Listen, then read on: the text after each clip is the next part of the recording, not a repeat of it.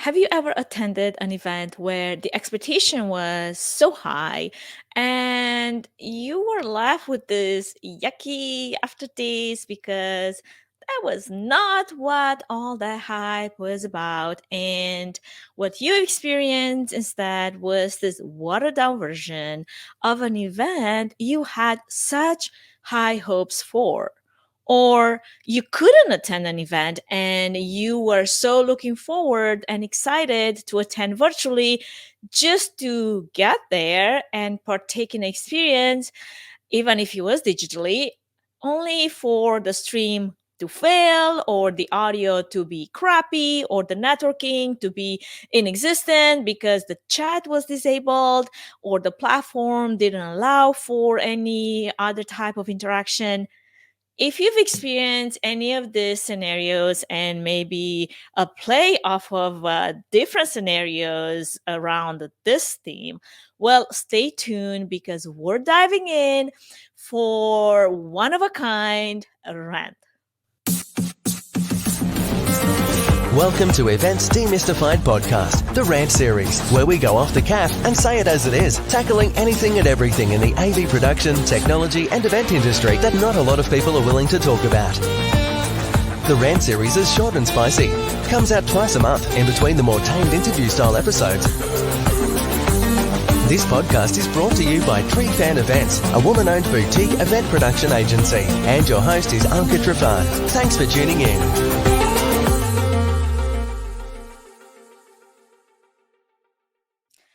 Hello, friends. Welcome to another rant. And today I have another view to give you. Hello over there. Yeah, I just had to do that for a second. I am your host, Anca Trifan, the host of Events Demystified podcast. If you have landed on this rant for the very first time and you are a little confused, what is this thing and where are my interview episodes? Because that is not what I signed up for. Well, guess what? As you just heard in the promo, every so often, I just come on the air and I rant about one thing or another based on what my sweet little heart desires. So today I am going to be talking about, design failures that happen from time to time, not all the time, but they do happen in events, especially and specifically with hybrid and virtual events, because there's always going to be a degree of, malfunction or something gone wrong. No matter, what kind of a big cheese producer you think you are, I'm pretty sure you've had an event that just went this way. Let me do that again from this other camera angle.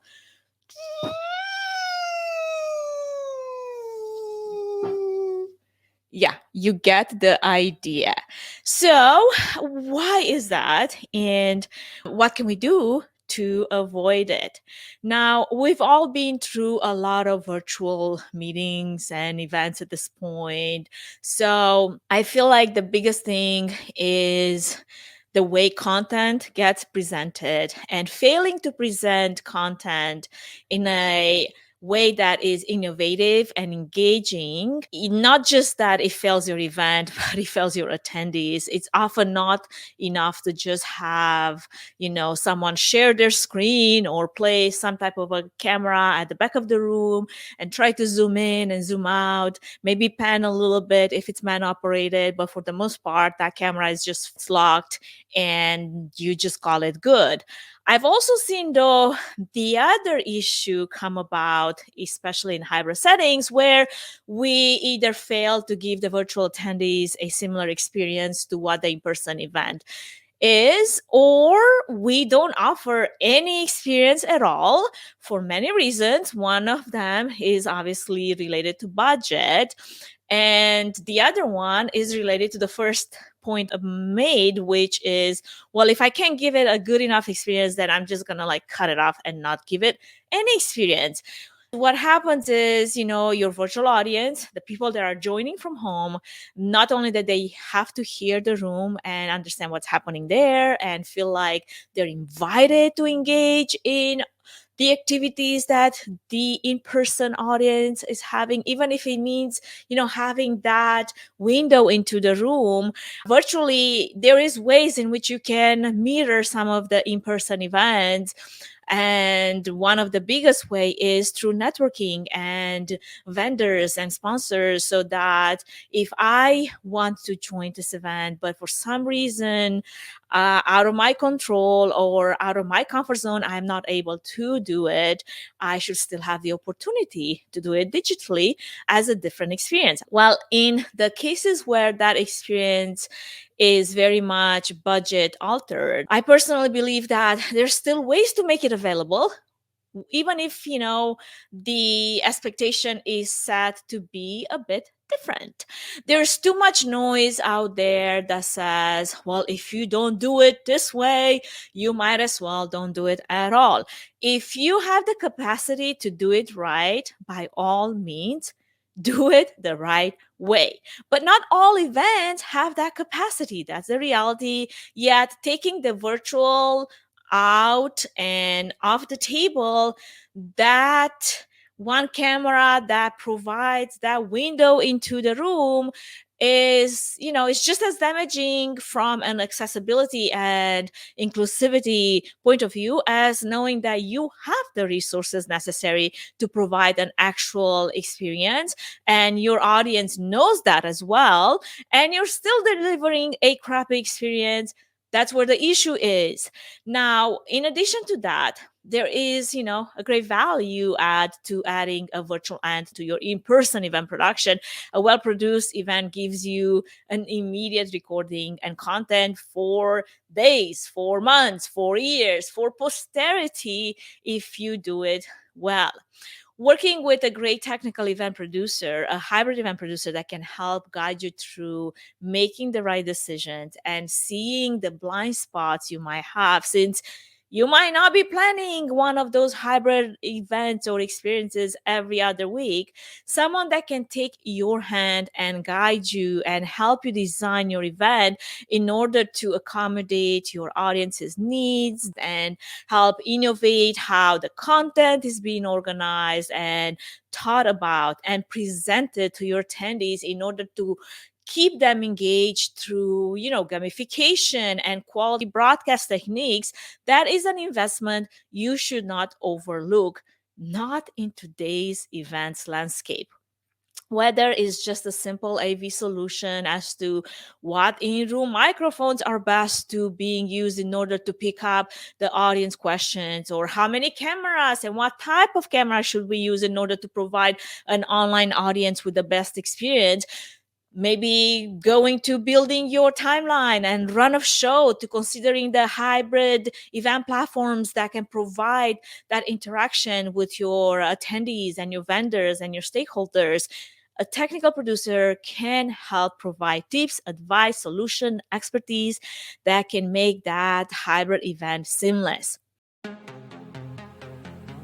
Before we move any further, I wanted to give a quick shout out to our main sponsor, Trifan Events, which is a boutique event planning and production agency that will come alongside you, offering personalized event planning and technical support, strategic event design, production and technology management, and flawless execution for live, virtual, and hybrid events. The team at Trifan Events is passionate about planning and producing event experiences that get people involved with true moments of interaction, engagement, and co-creation, while offering white glove treatment throughout the entire planning process, enabling you to reach your event goals with the use of creativity, production tools, and event technology. Find out how Trifan Events can plan and produce your event become memorable. Go to trifanevents.com.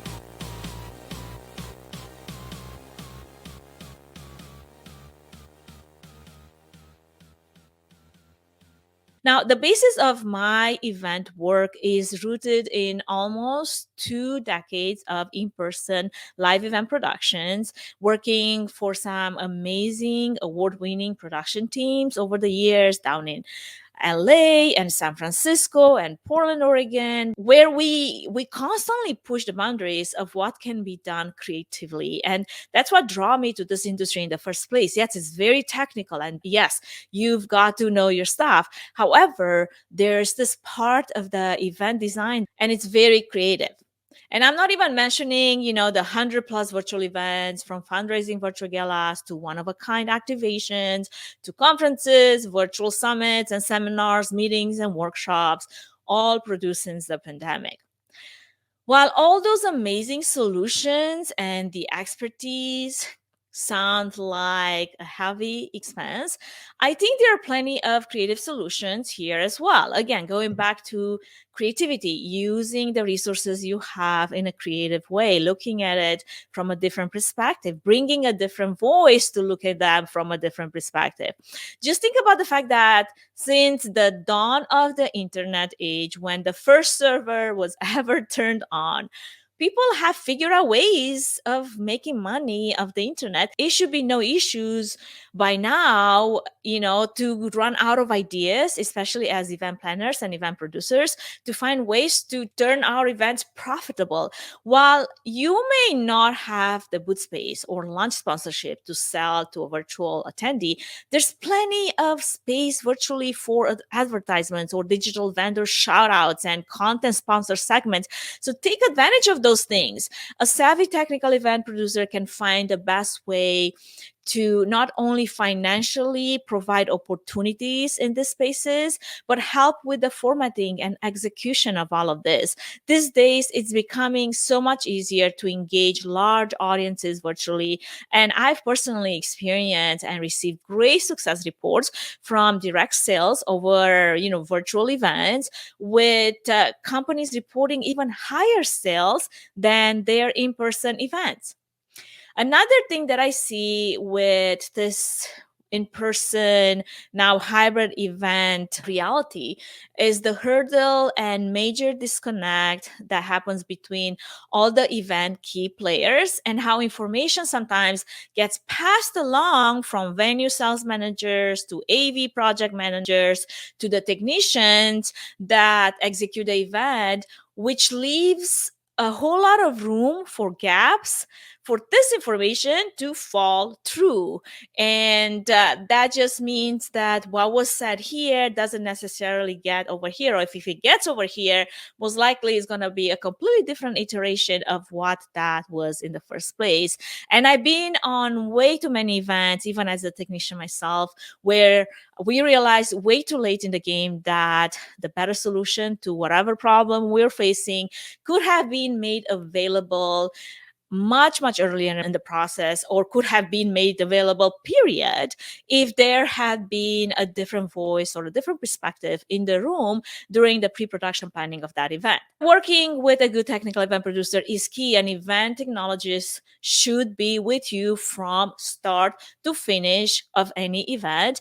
And again, I come from a live event production background where in many cases there's a lot of cooks in the kitchen, and I think that forces collaboration and forces this process in which if you don't collaborate, your event will suck. That's the reality. So that collaborative process is critical to creating a truly engaging event, and that is true for any event regardless of what type it is.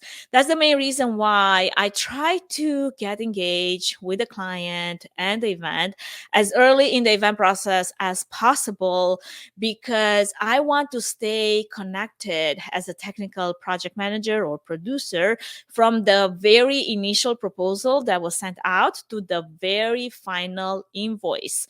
I use all that time not just to help support and solve, some technical issues that could arise, but to offer expertise built over hundreds, if not thousands of events by now, as well as creative and engaging solutions and options during the planning process. And just to mention really quick, on my website, posted in the episode notes, I have a plethora of articles and resources that you, the listener, can and should take advantage of. from free technical timeline schedule templates to run of show templates to event checklists to script templates for virtual events to RFP request for proposal templates. Check those out on your own time. And if you can find something that you're particularly looking for, drop me a line. The contact information is in the episode notes as well, and I might have it for you. Okay, so in closing, I will give you reason number 532 why you need a technical event producer to run the behind the scenes AV production and technology for your event, may that be virtual or hybrid, even from a Zoom meeting with heavy content or maybe a bunch of breakout rooms to a more comprehensive event with concurrent sessions streaming into different virtual event platforms and different destinations. Here's the reality. Regardless if you've tech checked or not all your speakers and you went queue by queue over your run of show, and regardless of how many times you've run your webinar in practice mode, some things will unexpectedly go wrong, or you'll come across situations that you haven't encountered before. And having someone to stay cool and composed under pressure, troubleshooting whatever it is that might be in the background and getting things back on track smoothly and as fast as possible, while you, knowing your audience the best, takes the lead in staying in communication with your audience if need be for as long as it is necessary. That's what's going to take to turn seemingly around any potential disaster and fail safe your event, may that be virtual or hybrid. Too many events are doomed to fail because they're kind of bootstrapped, and the people attempting to do it have not done it before or have not been put through the ringer to know what to do under pressure or how to deal with some technical issues that could arise. And for one reason or another, that sometimes happens, and it happens more often than not. Like, for example, during one of the latest virtual seminars that I was doing for a medical conference, which was run through Vimix. And if you're not familiar with Vimix, you should listen to one of the podcast episodes that was recorded with James Stedman. And we went and dived into Vimix just to give you an idea of what that is. It's a streaming software. And it was also streamed to Huva, back to the event, this virtual seminar that I was just giving an example. So it was run through Vimix. It was going into Huva. We were using Zoom webinars to bring the presenters in live.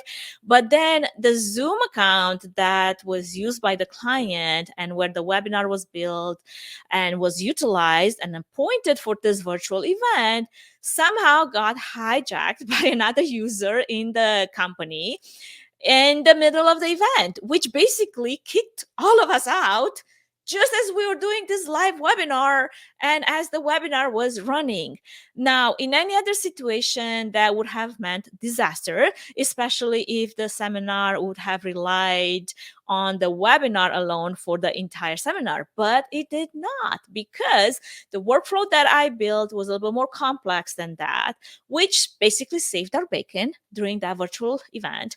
And the audience did not experience any interruption or distraction at all, because while behind the scenes we were getting Zoom back up and signing back in and getting our panelists back on and doing all these things, I had content playing through Vimix to Huva without any distraction to the event itself. So don't allow technology errors to be the reason for your event to fail. In the end, it's people that run events and not technology. Again, if in some way or another I could support your event, if my agency Trifan Events can support your event in any way, shape, or form, even by providing you with, some expert advice or a much needed direction, please reach out. always happy to share our learnings and even our mistakes. And yes, we do make mistakes sometimes, and that happens. We're human, and we have to support each other through that. Aside from the customer centric approach and the white glove treatment we provide to each and every event that we partner on, aside from the 20 years of hands on experience, sound engineering, lighting, video production, event management, live streaming, budget management, all the other things and all the hats that I've personally wore over the years, we're very resourceful in meeting the client exactly where they're at. That could be from a technical and production point of view, or from a budget perspective, using creativity to enhance each event in ways that surprises even our clients. Our growth mindset is our north leading star. And if we can provide one thought, one idea, one tip that can get you closer to your goal, I personally take pride in that.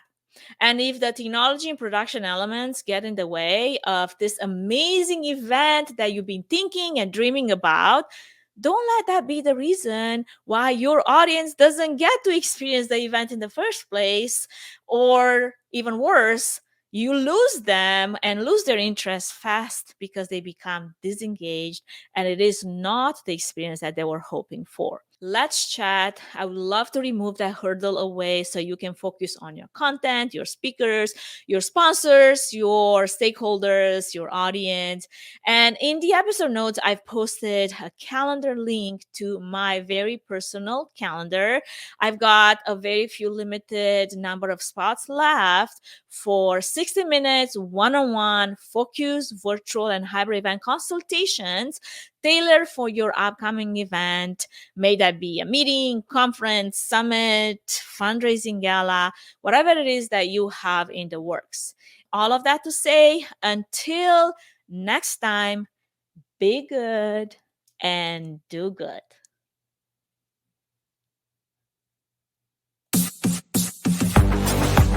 Thank you for listening to the Rant series of Events Demystified podcast.